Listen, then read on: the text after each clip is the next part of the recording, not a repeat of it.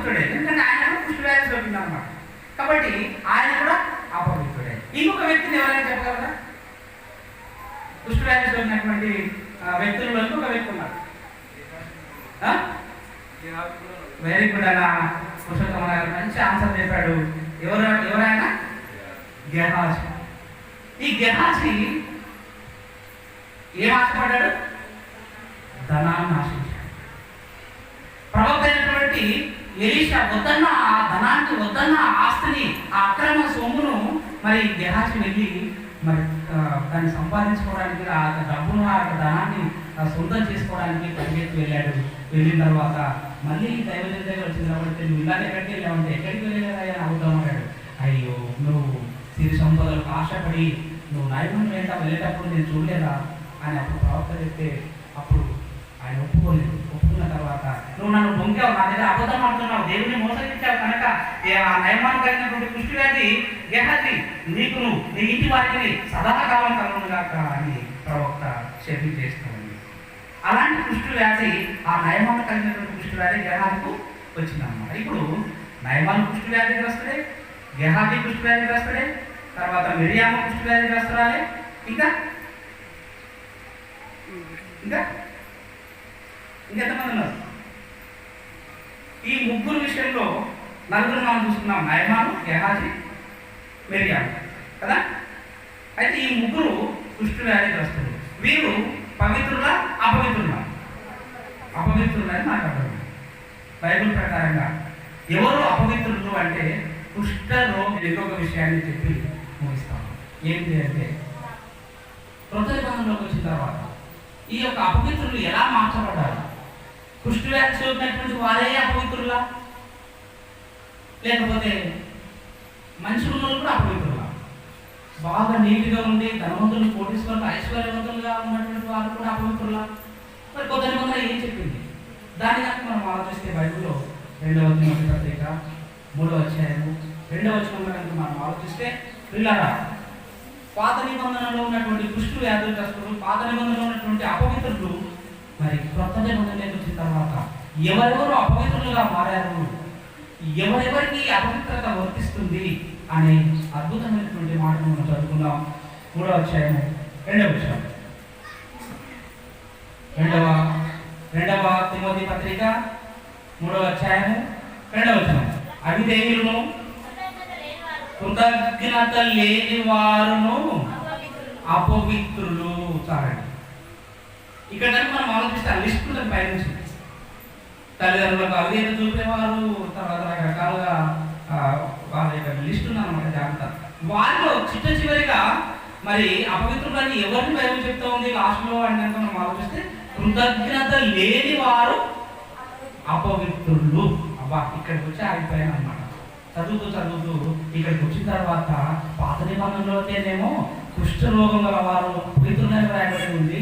అయితే కొత్త నిబంధనలోకి వచ్చిన తర్వాత ప్రభువా ఎంత చక్కటి వివరణ ఇచ్చాము నువ్వు. ఆ రోజు శరీరకంగా వ్యాధి సోకినటువంటి వారు అపవిత్రులని మీరు చెప్పారు. అయితే ఈ రోజు ఈ కనిపించని ఈ రోగాలు కలిగిన వారందరూ కూడా అపవిత్రులని చెప్పారు కదా అని అప్పుడు నేను ఆనందపడ్డాను.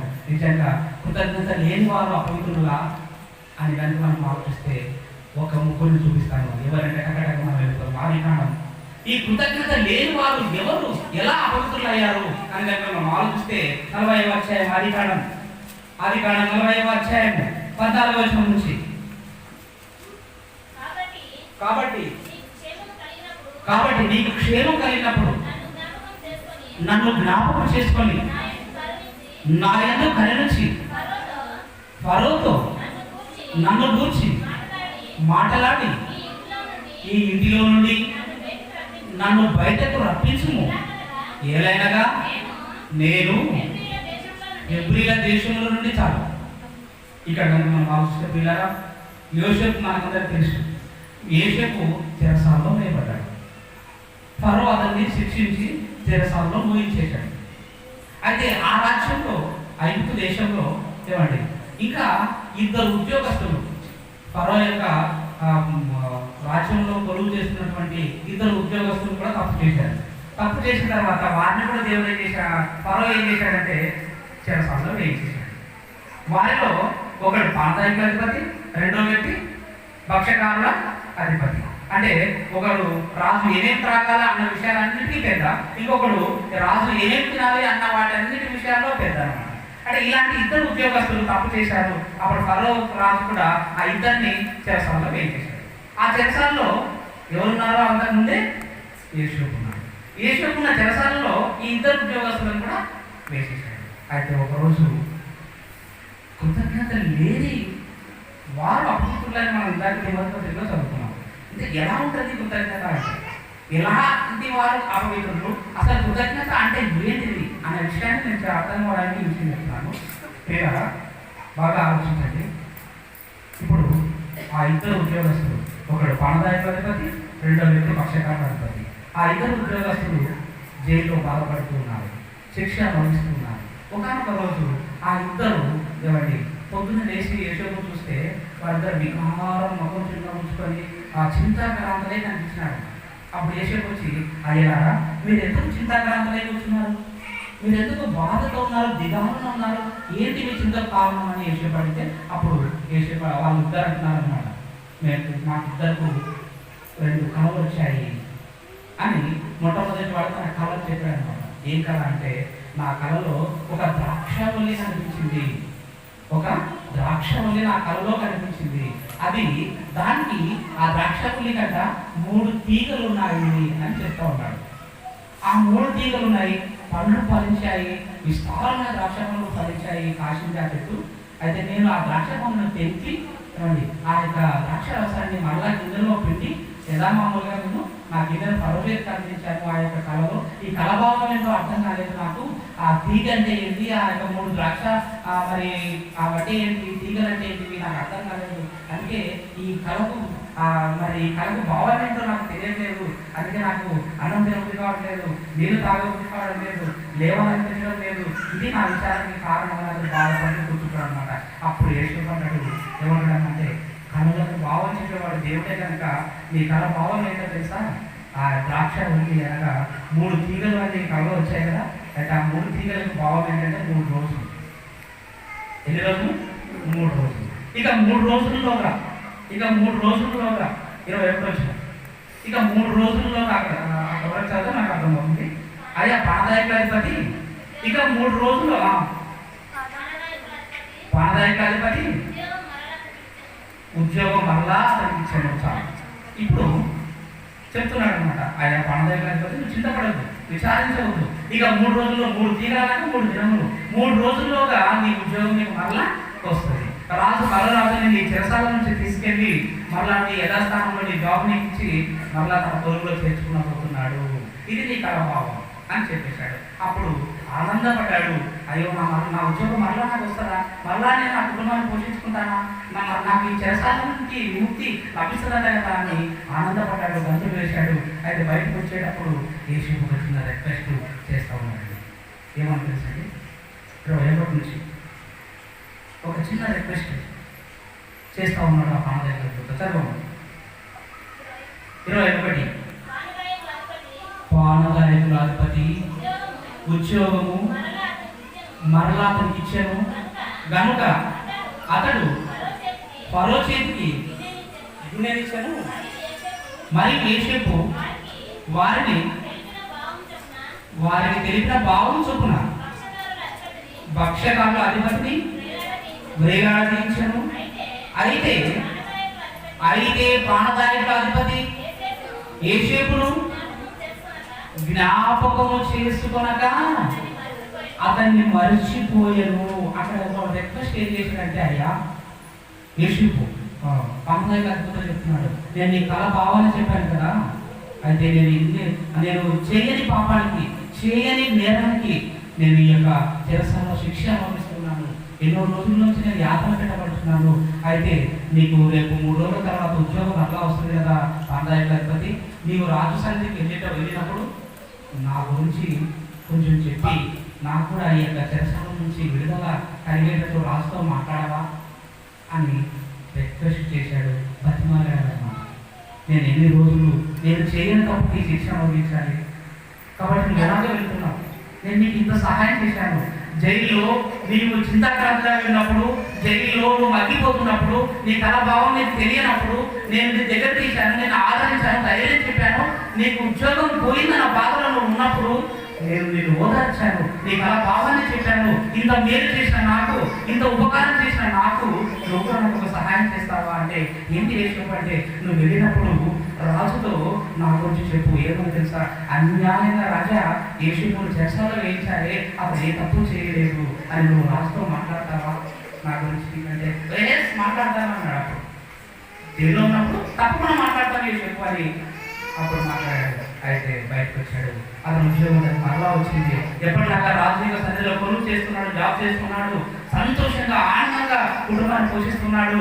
కొన్ని రోజుల తర్వాత 23వ వచనం అయితే పానదాయకుల అధిపతి యేషపును జ్ఞాపకం చేసుకొనక మరచిపోయాను. చూడండి ఎంత విచారం. జైల్లో నాకు ఎంతో ధైర్యం చెప్పినటువంటి యేషపును నేను గుర్తు చేసుకోవాలి కదా. నాకు మేలు చేశాడు, నా కళాభావాన్ని తెలియజేశాడు, నా ఉద్యోగం నాకు మరలా వచ్చేటట్లు ఆయన నాకు ఉపకారం చేసిన అలాంటి గొప్ప వ్యక్తి ఇప్పటికీ జైల్లో ముగ్గిపోతున్నాడు, ఇప్పటికీ జైల్లో నరకం అనుభవిస్తూ ఉన్నాడు. అయితే నేనైతే రాజు యొక్క సన్నిధిలో ఫరో చేతికి ద్రాక్షారసం యొక్క గిన్నెను అందించేవాడిగా నాకు కొలువు వచ్చింది. నేను ఇంత స్థాయిలో ఉండడానికి కారణం, నేను కూడా కట్టే చీకటిలో, నేను కూడా చెరసాలలో కూడా దెబ్బలతో నేను ముగ్గిపోవలసినటువంటి వాడిని. కానీ ఈ రోజు నేను ఈ స్థాయిలో ఉన్నానంటే దానికి కారణం ఎవరండి? యేషపు కదా. అయితే అలాంటి వాడు జైల్లో యాతన అనుభవిస్తున్నాడు, నరకం అనుభవిస్తున్నాడు, చెరసాలలో కూడా దెబ్బలు అనుభవిస్తున్నాడు. అలాంటి వ్యక్తిని ఒక్కసారిగా జ్ఞాపకం చేసుకున్నాడు అండి. కానీ ఇతడు కృతజ్ఞత గలవాడా చెప్పండి? ఇతనికి కృతజ్ఞత భావం ఉందా? ఇతనికి కనీసం ట్యాక్స్ చెప్పాడా? మళ్ళీ జైలుకి వచ్చి అయ్యా యేషపు నువ్వు నాకు ఎంతో మేలు చేశావు, నీ వల్లే ఈ రోజు నేను నీ యొక్క కొలువు చేస్తున్నాను, నీ వల్లే నాకు జాబ్ వచ్చింది, నేను చాలా ఉన్నాను యేషపు అని ఎప్పుడన్నా వచ్చినట్టు బైబిల్లో ఉందా? యేషపును మరచిపోయానని బైబిల్లో ఉంది, యేషపును జ్ఞాపకం చేసుకోలేదని బైబిల్లో ఉంది. ఇదండి కృతజ్ఞత లేని వాడు ఎవరు అంటే ఎవరంటే ఇప్పుడు పానదాయకుల అధిపతి. ఈ పానదాయకుల అధిపతి కృతజ్ఞత లేదు, తనకు మేలు చేసిన వాడిని మర్చిపోయాడు, తనకు ఉపకారం చేసినటువంటి యేషపును మర్చిపోయాడు. ఇతడండి కృతజ్ఞత లేని వాడు. ఇప్పుడు తిమోతి పత్రిక 2వ పత్రిక 3వ అధ్యాయంలో 2వ వచనంలో ఉన్న ప్రకారంగా ఎవరు అపవిత్రులు అక్కడ కృతజ్ఞత లేని వారు అపవిత్రులు అని అక్కడ ఉంది. ఇప్పుడు ఎవరి కృతజ్ఞత లేదు? ఇప్పుడు మనం చదువుతున్న ప్రకారంగా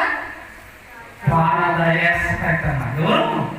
పానదాయకుల అధిపతి కృతజ్ఞత లేదు కనుక ఇప్పుడు అపవిత్రుడు ఎవరు? పానదాయకుల అధిపతి. పానదాయకుల అధిపతి కృష్ణ రోగం లేదండి.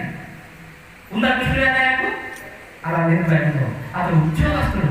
ఎవరి దగ్గర? మళ్ళీ ఫరో రాజు దగ్గర ఉద్యోగస్తుడు. మళ్ళా ఎలాంటి ఉద్యోగం అంటే ఫరో రాజుకు వాటర్ కావాలంటే ఇతనే తీసుకెళ్ళి ఇవ్వాలి, టీ కావాలంటే ఇతనే తీసుకెళ్ళి ఇవ్వాలి, ద్రాక్షరసం కావాలంటే ఇతనే తీసుకెళ్ళి ఇవ్వాలి. అలాంటి ఉద్యోగం అన్నమాట. అలాంటి ఉద్యోగస్తుల్ని మంచి పెట్టుకుంటారా, రోగగ్రస్తుని పెట్టుకుంటారా? రాజులు మంచి పెట్టుకుంటారు కదా. అలాంటి మంచి వాడి పాదాయకంటే ఆరోగ్యవంతుడు అన్నమాట. ఇప్పుడు ఆరోగ్యవంతుని బైబిల్లో ఏం చెప్తున్నాడు అంటే వారికి కృతజ్ఞత లేదు, అలాంటి వాడయ్యా అపవిత్రుడు అని పౌలు చెప్తున్నాడు. ఎవరు అపవిత్రుడు? ముందు చూసాం, మిరియాం అపవిత్రుడు ఒకప్పుడు, నయమాను అపవిత్రుడు, కృష్ణరోగం గలవాడు కాబట్టి, గెహాజీ కృష్ణుడు వాడు అపవిత్రుడు కాదు. అప్పు నేర్చుకున్నాం ధర్మశాస్త్ర కాలంలో. కానీ కాలం గణించే కొద్దీ యేసుప్రభువు వచ్చిన తర్వాత బైబిల్లో పౌలు గారు ఏమో రాయించాడంటే కృతజ్ఞత లేని వారు అపవిత్రులు. ఎవరో కుష్టు వ్యాధి సోకిన వారు కాదయ్యా అపవిత్రులు, మానసిక శారీరకంగా రోగగ్రస్తులు కాదండి అపవిత్రులు. ఎవరైతే చేసిన మేలుకు ఉపకారాన్ని మర్చిపోతారో, చేసిన మేలుకు ఎవరిని ట్యాక్స్లో చెప్పారో, మరి ఎవరిని వందనాలు చెప్పారో అలాంటి వారు అపవిత్రులు అని బైబిల్ చెప్తా ఉంది. ఇంకొక వ్యక్తి గురించి మనం ఆలోచిద్దాం. మరి సమూయేలు గ్రంథము, మొదటి సమూయేలు గ్రంథము 25వ అధ్యాయము. నాకు ఉన్నాయి, విస్తారమైన వంటలు ఉన్నాయి, విస్తారమైన పశు సంపద, ఆవులు ఉన్నాయి, గొర్రెలు ఉన్నాయి.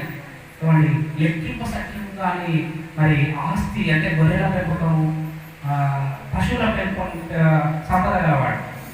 ఇలాంటి పశు సంపద గలవాడు నాబాలు. ఈ నాబాలు ఏమండి వాడంటే ఒక్కడే కాస్తాడా? కాలేదు కదా. వేల గొర్రెలు, వేల ఒంటెలు, వేల గాడిదలు, వేల ఆవులు ఇవన్నీ ఉన్నప్పుడు వేల గాడిదలు వీటన్నిటిని ఎంతమంది పని వాళ్ళు కాసేవారు అన్నమాట, వేపుకొచ్చేవారు. అలాంటి పరిస్థితిలో ఏమంటే అతని మందలను మేపడానికి సేవకులు పనివారు అడవులకు వెళ్ళేవారు. చెట్లలో, కొండల్లో, ఎడారులలో, గొర్రెలు వాగులో వందలో గొర్రెలు, ఆవులు, మందలను మేపుకొని తిరిగి రావాలి. అయితే ఒకనొకప్పుడు ఒకనొకప్పుడు ఏమైందంటేనండి, ఇంత విస్తారమైన పశు సంపదను అప్పుడప్పుడు దొంగలు ఎత్తుకెళ్ళేవారు. ఈ గొర్రెలు, మేకలు, పశువులను అప్పుడప్పుడు పులులు వచ్చి లాక్కొని వెళ్ళేటివి, సింహాలు వచ్చి ఎత్తుకొని వెళ్ళిపోయేటివి, అప్పుడు ఎలుకలు వచ్చి తీసుకొని వెళ్ళేటివి. క్రూర మృగాలు ఆ యొక్క ఆవులను, గొర్రెలను, పశువులను అన్నింటినీ కూడా దొంగతనం చేసి అంటే తినడానికి ఎత్తుకెళ్ళిపోయేటివి. అయితే దొంగల బారి నుంచి కూడా కొన్ని దొంగతనం చేయబడేటివి. అలాంటి పరిస్థితుల్లో అక్కడ అరణ్యంలో ఎవరున్నారంటే అక్కడ దావీదు ఉన్నాడనమాట. ఒకప్పుడు దావీదు కూడా ఊరు రోజులు పెట్టి అడవులోకి వెళ్ళాడనమాట. పరిస్థితులు బాగా లేక అడవులో నివాసం చేయడానికి దావీదు రాజు తన 400 మంది సైన్యంతో వెళ్ళాడు. అయితే అప్పుడు ఇంత వేల మంది ఎవరిది అని దావీదు దగ్గర ఉన్నటువంటి సైన్యం చూసిందనమాట. అప్పుడు ఆ 400 మంది ఇంత వేల మందులు ఎవరికి అయ్యారు అంటే కర్మీలో ఉన్నటువంటి నాబాలు మందులు అని ఇంక్వైరీ చేసుకున్నాడు. అట్లా నా మనోడేలే, మంచిది ఉండని మేయంలే అని ఆ గొర్రె మందలను మరి ఎలుగుబంట బారి నుంచి, పురుల బారి నుంచి, సింహాల బారి నుంచి ఏమండి కాపాడేవాడట దావీదు. ఇంకా శత్రువులు దొంగలు వచ్చి వాటిని దొంగతనం చేయాలని ఒకవేళ ప్రయత్నం చేస్తే ఆ దొంగల్ని భయపెట్టి వారితో యుద్ధం చేసి ఓడించి పంపించేవాళ్ళంట దావీదు యొక్క సైన్యం, దావీదు యొక్క అనుచరులు. అలాగా ఈ నాబాలు యొక్క గొర్రె మందలను, మేకల మందలను, ఆవుల మందలను ఎవరు కాపాడారు? అడవుల్లో దావీదు యొక్క సేవకులు కాపాడారు. ఒకనొక దినాన ఈయన ధనవంతుడు అన్నమాట. ఎవరు? నాబాలు. ఒకనొక దావీదుకు ఆకలి వేసింది, ఆహారం అయిపోయింది, తీసుకెళ్ళిన నీళ్ళు అయిపోయినాయి, నీళ్ళు లేవు, ఫుడ్ లేదు.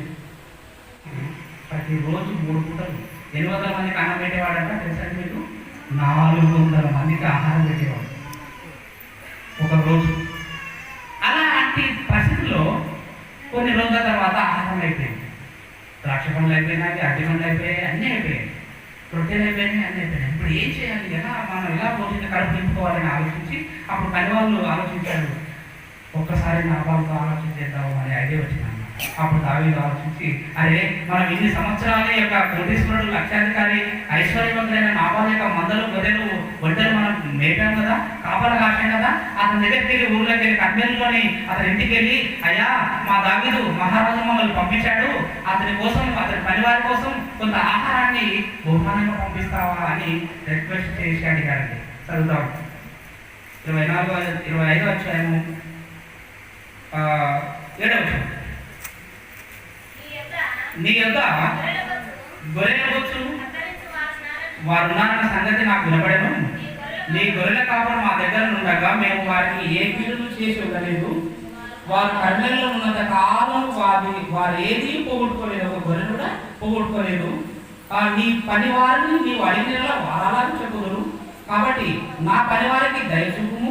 శుభదినమున మేము వచ్చింది కదా, నీకు ఇష్టం వచ్చినట్టు నీ దాసులను, నీ కుమారుడైన దావీదును ఇమ్ము అని, ఆహారం ఇమ్ము అని పంపిస్తున్నాడు అన్నమాట దావీదు. అప్పుడు ఈయన ఇచ్చే సమాధానం ఏంటంటే 10వ వచనం. ఏమంటే నాబాలు చెప్తాను అన్నమాట. అప్పుడు ఏమని అంటున్నాడంటే పని వాళ్ళతో తిరిగి సమాధానం చెప్తున్నాడు. నాబాలు అంటున్నాడు, దావీదు ఎవడు? ఎస్ఐ కుమారుడు ఎవడు? తమ యజమానులను విడిచి పారిపోయిన దాసులు ఇప్పుడు అనేకులు ఉన్నారు. నేను సంపాదించుకున్న అన్నపానములను నా గొర్రెలకు కత్తిరించిన వారి కొరకు నేను వధించిన పశు మాంసములు తీసి నేను బొత్తిగా ఎరుగని వారికి ఇస్తున్నా. నేను ఎందుకు ఇవ్వాలి? నేను కష్టపడి సంపాదించుకున్నాను ఇన్ని వేల గొర్రెలను, నేను కష్టపడి పెంచుకున్నాను వేల పశువులను, ఎవరో తెలియని దావీదుకు నేనెందుకు ఇవ్వాలి? నేనెందుకు ఆహారాన్ని పంపించాలి? నో, పంపించను. ఏం చేసుకుంటారో చేసుకోకండి అని కఠినంగా దురుసుగా సమాధానం ఇచ్చి పంపించాడు. అప్పుడు ఆ పని వారు దావీదు యొక్క సేవకులు ఆఖరితో ఒట్టి చేతులతో తిరిగి అరణ్యంలోకి వచ్చేసారు దావీదు దగ్గరకు. అయ్యా ఇది పరిస్థితి. ఆ నాబాలు మందలు మనం అనవసరంగా ఇన్నాళ్ళు కాచామే, అనవసరంగా దొంగల బారి నుంచి, అనవసరంగా క్రూరుల బారి నుంచి అతని మందలు కాపాడాం, అతని దాసులను కాపాడాం. ఇప్పుడు వ్యర్థమైపోయింది మనం చేసిన ప్రయాసంతా అని అందరూ మాట్లాడుతున్నారు. ఇటువంటి వాడిగా మనం వేరు చేసేది అని బాధపడ్డారు.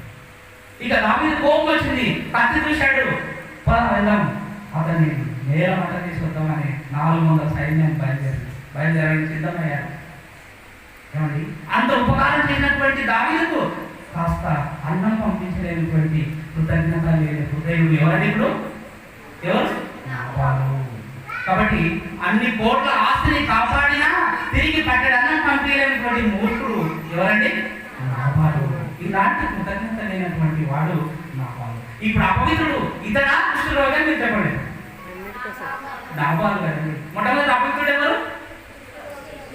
కుష్ఠరోగి. తర్వాత అపవిత్రుడు ఇతనికంటే ముందు పానదాయకుల అధిపతి. కృతజ్ఞత లేని వాడు పానదాయక అధిపతి అపవిత్రుడు. ఇప్పుడు రెండవదిగా కృతజ్ఞత లేని వ్యక్తి నాబాలు. ఇతడు అపవిత్రుడు. ఇప్పుడు ఇద్దరు అపవిత్రుడు. అంటే కుష్ఠవ్యాధి లేని వీళ్ళకు. నాబాలు కుష్ఠరోగి కాదు, ఆస్తి ఉంది, ఐశ్వర్యం ఉంది, కోట్లు ఉన్నాయి. కుష్ఠరోగి మాత్రం కాదు. అయినా అపవిత్రుడని బైబిల్ చెప్తా ఉంది. ఇకపోతే లోక సువార్త 17వ అధ్యాయం ఇక్కడ 17వ అధ్యాయం 10వ వచనం లోక సువార్త 17:11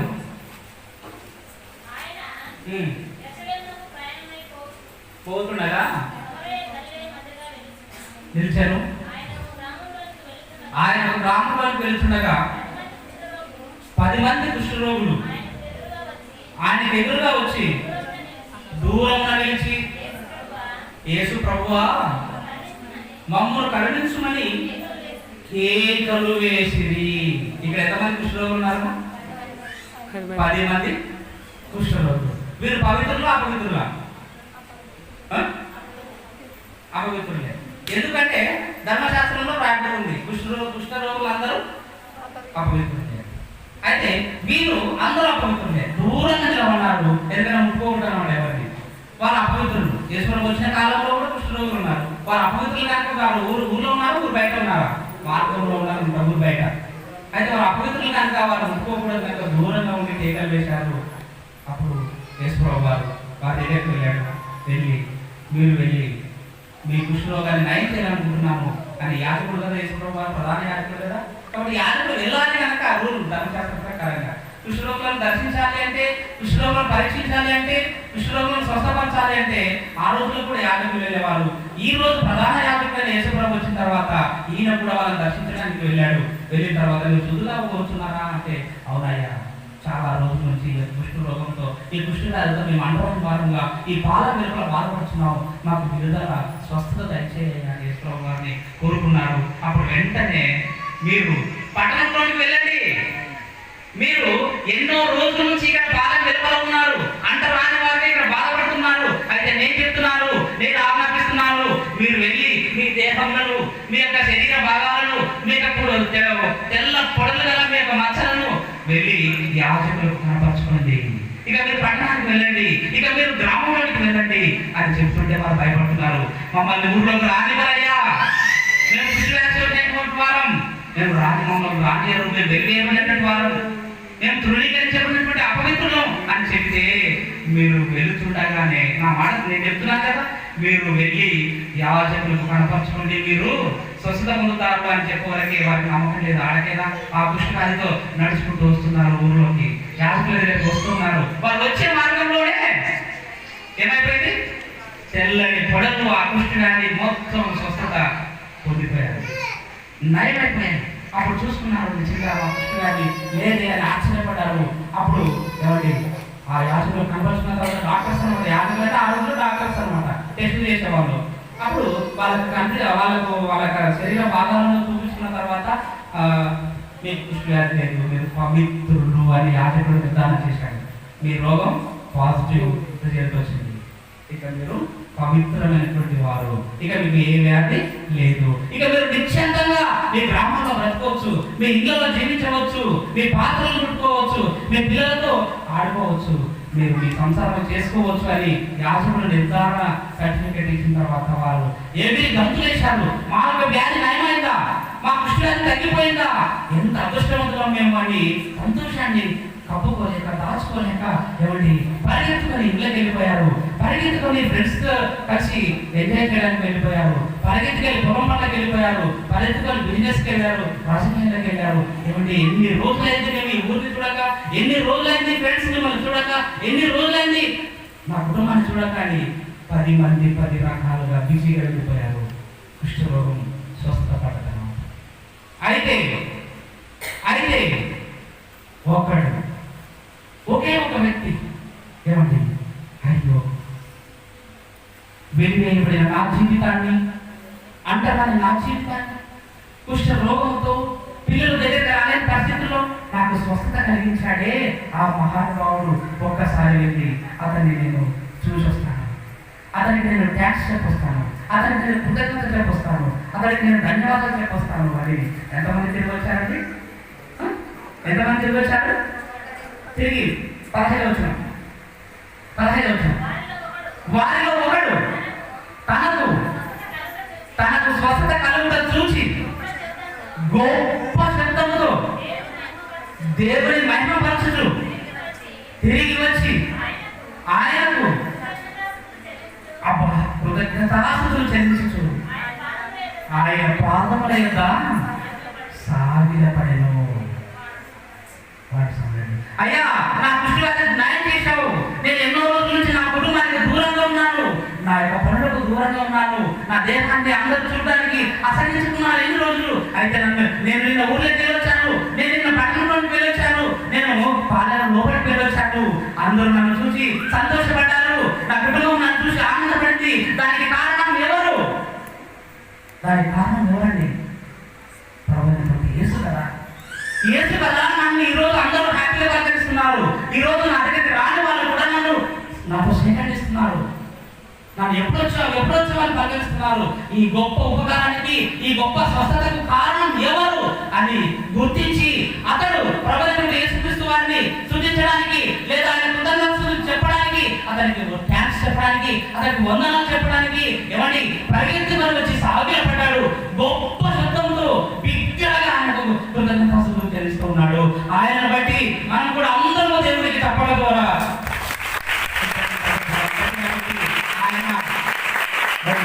అక్కడ ఏముందంటే ఆ కుష్ఠవ్యాధి గొప్ప శబ్దంతో అందక గొప్ప శబ్దముతో. అయితే ఈ గొప్ప శబ్దం ఎప్పుడు చేశారు కుష్ఠరోగులు? ఎప్పుడు చేశారు? ప్రారంభంలో ఆది ధర్మశాస్త్రంలో పొడలుగల కుష్ఠరోగి ఎవరైతే ఉంటారో అతడు ఒక ఆంబులెన్స్ లాగా నేను కుష్ఠరోగిని, నేను అపవిత్రుడని గొప్ప శబ్దంతో అరవాలని అప్పట్లో. అది ఇప్పుడు బాగా కుష్ఠరోగి అరుస్తున్నాడు గొప్ప శబ్దంతో, బిగ్గరగా కేకలు వేస్తూ దేవుని స్తుతిస్తూ ఉన్నాడు. ఇదండి కృతజ్ఞత గలవాడు. తిరిగి ఇంకా 16 గొప్ప శబ్దంతో దేవుని మహిమపరచుచు తిరిగి వచ్చి ఆయనకు కృతజ్ఞతాస్తుతులు చెల్లించుచు ఆయన పాదముల యొద్ద సాగిలపడెను. వాడు సమరయుడు. అందుకు యేసు ఏమయ్యా వచ్చిన వాడితో అంటున్నాడు, వచ్చిన ఒక వ్యక్తితో అంటున్నాడు, అయ్యా మీరు ఎంతమంది శుద్ధులైతే? 10 మంది కదయ్యా మీరు స్వస్థత పొందారు, శుద్ధులయ్యారు. ఆ 9 ఎక్కడా? ఈ ఒక్కడు అన్యుడు తప్ప దేవుని మహిమపరిచిన వాడు తిరిగి వచ్చిన వాడు లేకపోయాడు. ఏమయ్యా నీతో పాటు 9 మంది శుద్ధులయ్యారు కదా, మరి వారు రాలేదా? వారు నన్ను మహిమపరచడానికి, దేవుని మహిమపరచడానికి నాకు థాంక్స్ చెప్పడానికి రాలేదా? కనీసం నాకు కృతజ్ఞత చెప్పడానికి రాలేదా? ప్రభు ఎంత బాధపడుతున్నాడు తెలుసండి. ఇప్పుడు అపవిత్రులు ఎవరో తెలుసండి? కృతజ్ఞత లేని వారు అపవిత్రులు. ఆ 9 మంది కృతజ్ఞత చెప్పలేదు, వారు అపవిత్రులు. ఒక్కడు కృతజ్ఞత చెప్పడానికి ఎంతమంది వచ్చారు?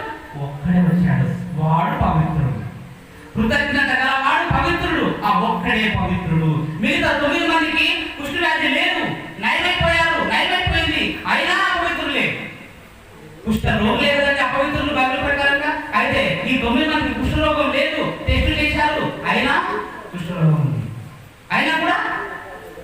వారు అపవిత్రులే.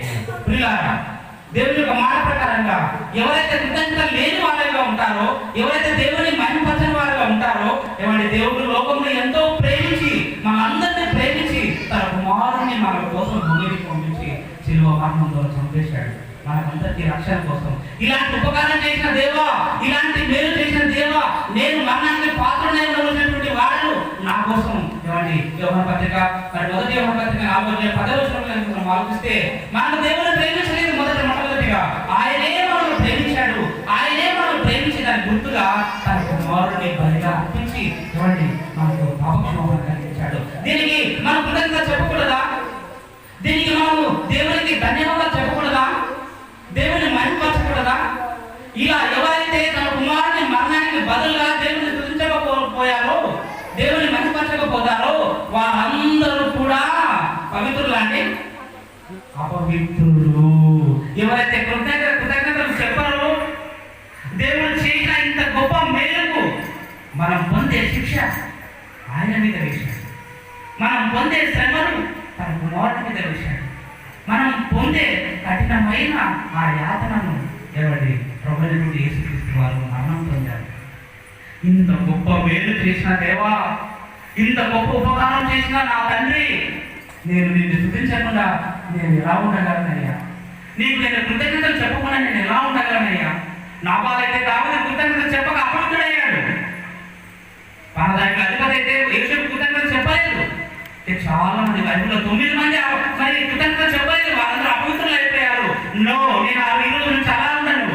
నేను కృతజ్ఞత గల వాడని ప్రభువా, నీకు వందనాలు స్తోత్రాలు చెల్లిస్తూ నీ మందిరానికి వస్తాను, నిన్ను స్తుతిస్తాను, నిన్ను మహిమపరుస్తాను. దావీదులాగా కీర్తన 47:1 ప్రకారంగా ఒకసారి చదవండి. ఆ మాట చదువుతాను, ముగించుకుందాం. కీర్తన 47:1. దేవా, నేను ఎలా ఉండగలను నిన్ను స్తుతించకుండా, నీకు వందనాలు చెప్పకుండా, నీకు స్తోత్రాలు చెప్పకుండా, నేను మహిమపరచకుండా నేను ఎలా ఉండగలను అని ఎవరైతే ఆరాధిస్తారో, ఎవరైతే దేవుని మహిమపరుస్తారో వారందరూ పవిత్రులే అని చెప్తా ఉంది. ఒకవేళ దేవుని మహిమపరచకపోతే అందరూ కూడా అపవిత్రులే అని బైబిల్ ఎంత గట్టిగా చెప్తా ఉంది. 41 సర్వజనులారా చప్పట్లు కొట్టి జయధ్వనులతో దేవుని గూర్చి ఆర్భాటము చేయమని బైబిల్ చెప్తూ, సర్వజనులారా చప్పట్లు కొట్టి దేవుని మహిమపరచండి. మళ్ళీ ఆ చప్పట్లు కూడా మనం అందరం తెలుసుకుంటాం.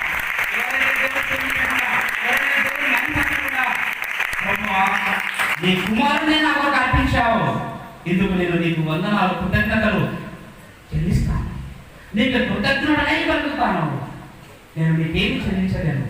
నీ కుమారుని నువ్వు చంపేశావు నా కోసం, నేనేమి ఇవ్వగలను నీకు? నేను స్తుతించడం తప్ప. ఆయన ఏమంటున్నాడని మన ద్వారా నన్ను కనపరచండి అని అడుగుతున్నాను. అంతే. నువ్వు ఇచ్చే ఎదురు నాకు వద్దు అంటాడు ఆయన. విస్తారమైన నదులంత తైలం నువ్వు అడగవు, వేల పొడేళ్ళు కొమ్ము నువ్వు తీసుకోవు. మరి ఏం కావాలి అంటే విరిగి నలిగిన నీ హృదయంతో నన్ను స్తుతించడమే నేను కోరుకుంటాను అని దేవుడు అంటున్నాడు. అలాంటి స్తుతి, ఆరాధన, అలాంటి కృతజ్ఞతలు ఎవరైతే కలిగి అలా కృతజ్ఞతలు దేవునికి చెప్తారో వారందరూ పవిత్రులేనండి. అలాంటి పవిత్రమైన వారందరూ దేవుని యొక్క మేలును, దేవుడు చేసినటువంటి మేలును లేదా యేసుప్రభువు వారు చేసినటువంటి ఆ యొక్క శిలువ రక్తం యొక్క త్యాగాన్ని గుర్తించి, అయ్యా జీసస్, యేసుప్రభువా, నా కొరకే కదయ్యా నువ్వు కల్వరి శిలువలో యాగం అయిపోయావు, నీకు కృతజ్ఞతలయ్యా అని ఒక్కసారన్నా మనం థ్యాంక్స్ చెప్తే, ఒక్కసారన్నా ఆయన కృతజ్ఞతలు చెప్పామా, ఆయన మరణాన్ని జ్ఞాపకం చేసుకున్నామా, అలా చేసుకున్న వారే నిజమైనటువంటి పవిత్రులు. అలాంటి పవిత్రులైన వారందరూ కూడా ఈరోజు ప్రభు బలలో మనం అందరం పంచుకోవాలి. ఎవరైతే నాబాలాగా కృతజ్ఞత లేని వారుగా, దావీదు ఎవరు అన్నట్టుగా యేసు ఎవరు అని మరి తలకు జ్ఞానోదయం లేని వారుగా, ఏమండి మతిహీనులుగా ఒక నాబాలుగా మాట్లాడేవారు ఉన్నారా? అలాంటి వారు ఉంటే ప్రియమైనటువంటి వారు, యేసు ఎవరు, దేవుడు ఎవరు, ఎందుకు చర్చికి వెళ్ళాలి, ఎందుకు గుడికి వెళ్ళాలి, మనం స్తుతిస్తే ఆయనకి ఏమొస్తుంది అని వాళ్ళు మూర్ఖంగా మాట్లాడేవాళ్ళు ఎవరైనా ఉంటే ఈ యొక్క వాక్యం ద్వారా దేవుడు మనతో ఈరోజు మాట్లాడుతున్నాడు. పిల్లల కృతజ్ఞత లేని వారు అపవిత్రులని కుమార్ పత్రికలో చెప్తా ఉంది. అపవిత్రులమైన కాదు, పవిత్రమైన హృదయంగా ఉండాలి, పవిత్రమైనటువంటి మనస్సాక్షి రవాణా ఉండాలని పౌలు ఎన్నోసార్లు చెప్పాడు. అలాంటి పవిత్రమైన మనస్సాక్షితో దేవుని యొక్క బలారాధన కార్యక్రమంలో మనం అందరం పంచుకోవడానికి దేవుడు మనల్ని దీవించి ఆశీర్వదించుగాక. నాకు ఇచ్చినటువంటి అవకాశాన్ని బట్టి మరి మా పెద్దలు మరి సంఘ కాపరైనటువంటి మరి పాస్టర్ గారికి నా యొక్క